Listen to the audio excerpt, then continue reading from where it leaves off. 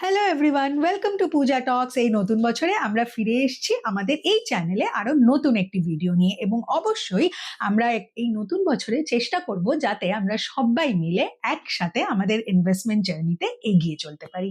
তো ফ্রেন্ডস, আজকে আমরা একবার ছোট্ট করে দেখে নেব যে আমরা মিউচুয়াল ফান্ড কেন করবো, ওয়াই মিউচুয়াল ফান্ড, বা মিউচুয়াল ফান্ডের উপকারিতা কি কি। এবারে মিউচুয়াল ফান্ড কি? মিউচুয়াল ফান্ড হলো এমন এক ধরনের ইনভেস্টমেন্ট মোড যেখানে প্রফেশনাল গাইডেন্সের থ্রুতে আমরা আমাদের যেই অ্যামাউন্টটা আমরা ইনভেস্ট করতে চাই সেটা আমরা অ্যাক্টিভলি স্টক কেনা বেচা না করে আমরা সেটা ফান্ডের থ্রুতে বিভিন্ন ধরনের ডাইভার্সিফাইড ওয়েতে সেটাকে ইনভেস্ট করতে পারি। এবং এই ডাইভার্সিফাইড ওয়েতে মানে কি, বিভিন্ন ধরনের স্টকস হতে পারে, বন্ডস হতে পারে, সিকিউরিটিজ হতে পারে, কমোডিটিস হতে পারে, ইন্টারন্যাশনাল অ্যাসেটস হতে পারে, এরকম নানান রকম জিনিসে আমরা কিন্তু ইনভেস্ট করতে পারি ফান্ডের থ্রুতে। এবং অবশ্যই এখানে প্রফেশনাল গাইডেন্স থাকে বা ফান্ড ম্যানেজারের অ্যাক্টিভ ম্যানেজমেন্ট থাকে। তাহলে মিউচুয়াল ফান্ড কেন, আমরা কেন মিউচুয়াল ফান্ডে ইনভেস্ট করব?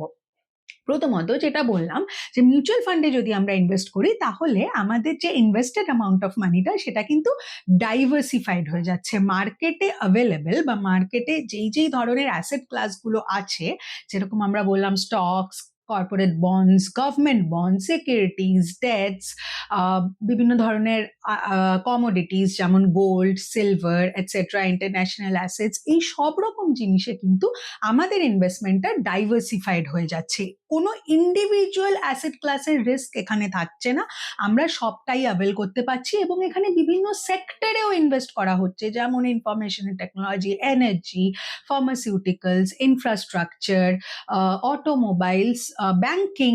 ব্যাংকিং একটা খুব ইম্পর্টেন্ট সেক্টর এখানে। তো এই নানান ধরনের সেক্টরে কিন্তু আমাদের ইনভেস্টমেন্টটা ডাইভার্সিফাইড হয়ে যাচ্ছে।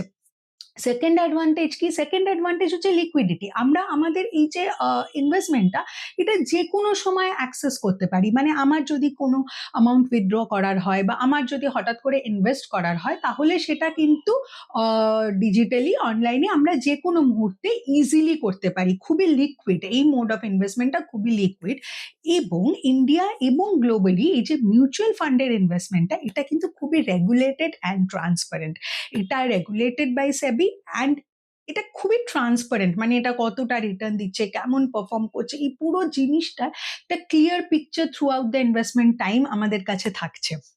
আরেকটা অ্যাডভান্টেজ হিসেবে আমরা কি দেখতে পারি, যে কনভিনিয়েন্স। কনভিনিয়েন্স মানে কি, মিউচুয়াল ফান্ডে ইনভেস্ট করার জন্য কিন্তু আমার সবসময় কোনো লামসামের দরকার হচ্ছে না। আমি অ্যাজ স্মল অ্যাজ ₹500 বা ₹1000 মান্থলি এরকম ভাবেও এসআইপি শুরু করতে পারি।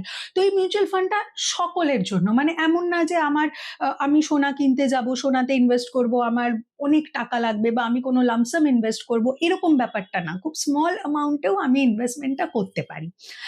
এবং আমি যেরকম বললাম, খুবই ডিসিপ্লিনড অ্যাপ্রোচ এটা, খুবই রেগুলেটেড অ্যাপ্রোচ এটা। মার্কেট স্টাডি করে আমরা অবশ্যই করতে পারি, এবং লং টার্ম ওয়েলথ ক্রিয়েশনের জন্য এটা খুবই ভালো। সো ফ্রেন্ডস, আজকে এই অবধি।